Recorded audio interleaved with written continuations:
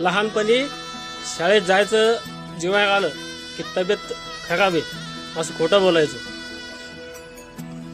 आणि आता खरंच तब्येत खराब असून सुद्धा काम ड्युटीला यावं लागते, कारण की जबाबदारी घरची. लोक म्हणतात मुलांचं आयुष्य खूप चांगलं आहे, पण मुलांचं आयुष्य त्याच चांगलं आहे ज्या मुलांच्या डोक्यावर त्यांच्या वडिलांचा हात आहे. ज्या मुलांच्या डोक्यावर वडिलांचा हात नाही त्यांच्या, त्या मुलाला या जगातला प्रत्येक माणूस त्याची लायकी दाखवून देतो. आणि म्हणून म्हणतो, जोपर्यंत वडील आहे तोपर्यंत त्यांची किंमत करा. ते नसल्यावर आपल्याला कोण नाही विचारत. जगात सगळे मतलबी आहेत, सगळे आपलं काम नुसतं आपल्याशी गोड बोलतात. देवा काळजी रे माझ्या देवा काळजी रे, देवा काळजी रे.